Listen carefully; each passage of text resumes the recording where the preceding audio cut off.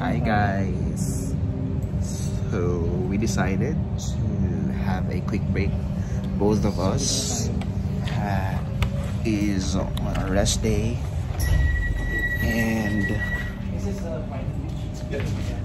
we've decided to go to the beach to catch a fresh breath air or a sea breeze. Ayan, so eto, kabababa lang namin ng train. Ang train is going to Sandringham. So sumakay kami from Flinders Station going to Sandringham. Bumaba kami dito sa Brighton Beach Station. Ayan, so ayan na, Brighton Beach. Ayan. Ayan. So dito kami sumakay. Ayun. So dito kami sasakay mamaya pabalik ng Flinders. Magtatap lang kami, waiting. Every hop in and every hop off ng tram, kailangan mo magtap. So anyway, yung beach papunta doon. So tara.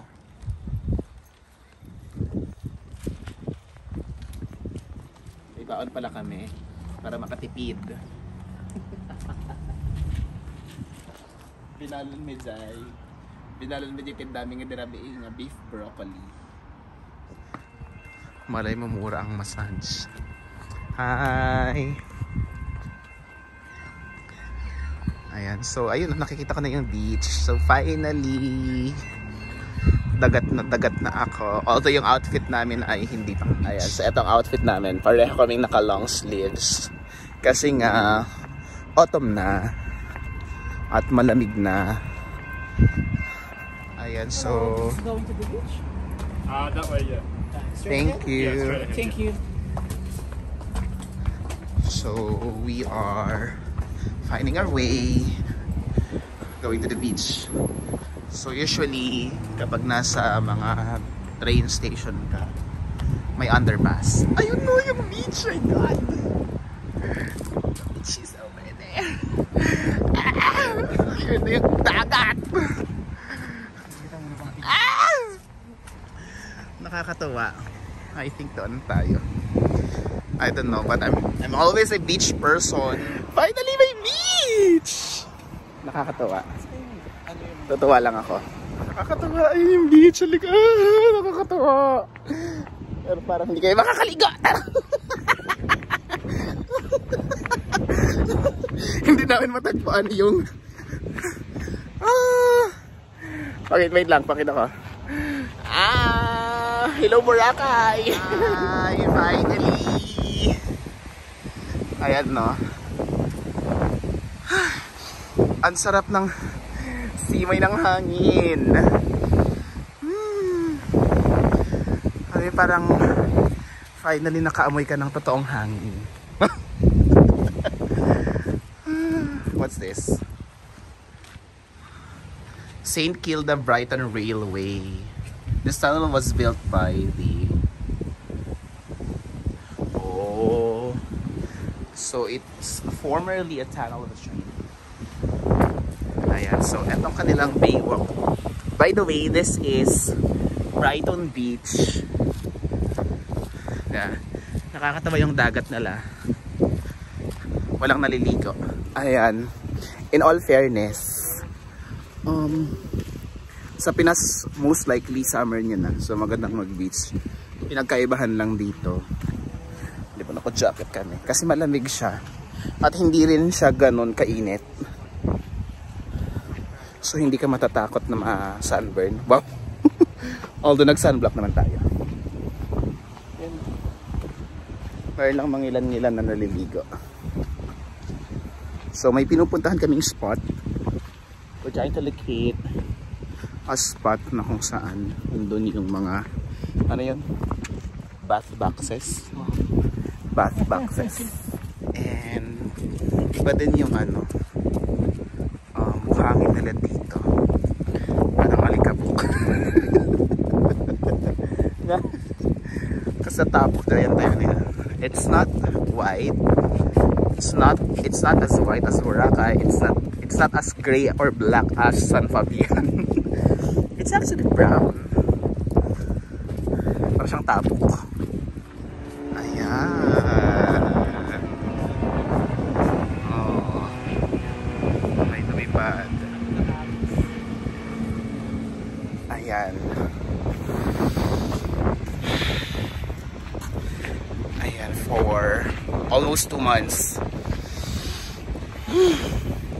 Nakaamoy ako ng dagat. Alam mo, parang ang dami kong ini-inhale ngayon ng oxygen.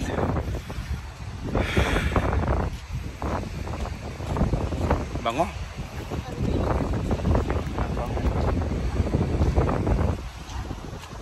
Ganda. Oh, that's the city. Look, the city. Ayun. Ayun, that's the city. That's Melbourne. And we're going there. Yun yung may mga boxes doon. Alright. So check lang natin to. Madadaanan actually siya. Oh.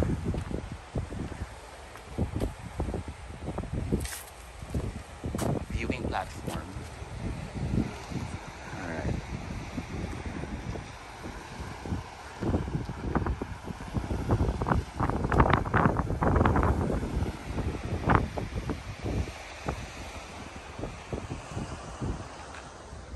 Ayan. So, naglalakad kami papunta doon sa may area na mayroong mga colorful houses. I'm not sure kung anong tawag doon. Box houses. Ang bango ng dagat. So, pupunta kami doon.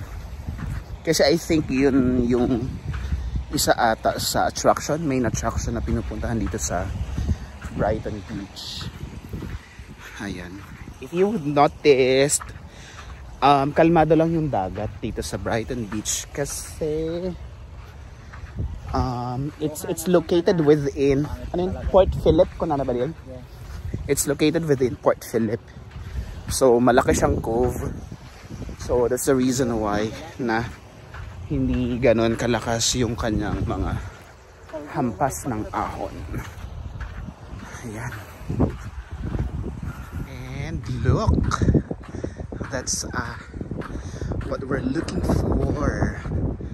Yung mga box houses. Ayan. There you go. Alright. So there you go. Ito na yung mga box houses here at Brighton Beach.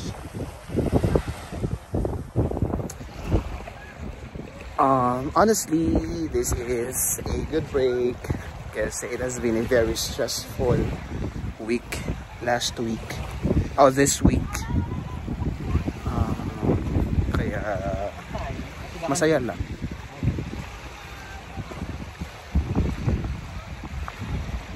So we'll try to spend our time here until sunset. Wow, sunset. Ayan, medyo madami ng mga tao dito. Ayan. So these are the colorful box houses.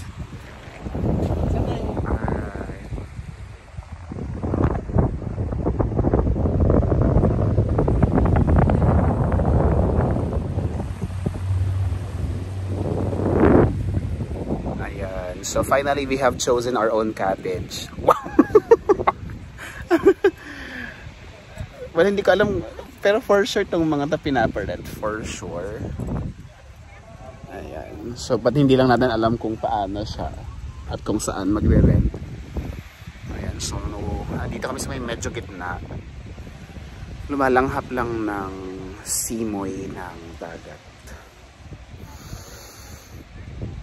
Dahil malamig siya, talagang nakamedyas kami, but I wanna feel the sand. I want to feel the sand, so magtatanggal ako ng medyas. And punta tayo dun sa dagat. Woo! Nakakamiss yung ganito, finally. Ayan. siya para doon. Kasi tuwing ang lamig. Malamig siya. So nag-remove tayo ng jacket. Malamig. Ang lamig nung buhangin. As in. Grabe. Ang lamig ng buhangin. Ito na. Ay! Grabe! Oh my God, tignan yung tumaya yung balahibo ko. Ang lamig! Grabe! Grabe! Ang lamig ng tubig! Grabe! Ayan, oo. Tumayo. Ganyan siya kalamig! As in! My gosh! Believe na ako kay ate. Ayan, no, galing. Ang lamig niya. Galing. Siguro pag ahon mo dito, punong-puno ka ng lamig sa katawan. Grabe, oh. Good job kay ate. Ang lamig.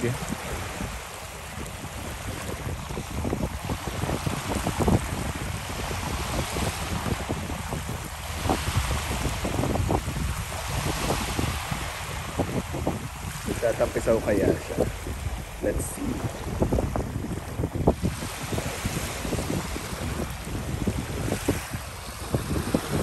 Parang ipiti niya. Ayun! Grabe! Kaya niya.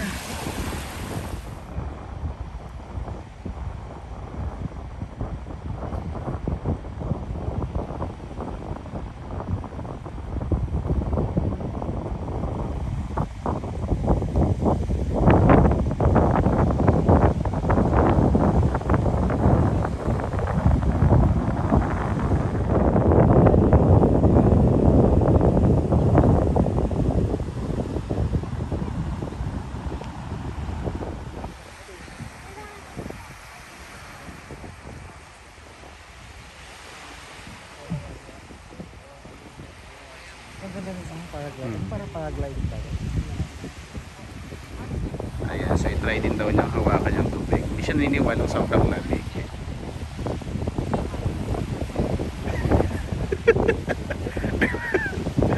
Kahit yung buhangin nga lang dyan, sobrang lamig.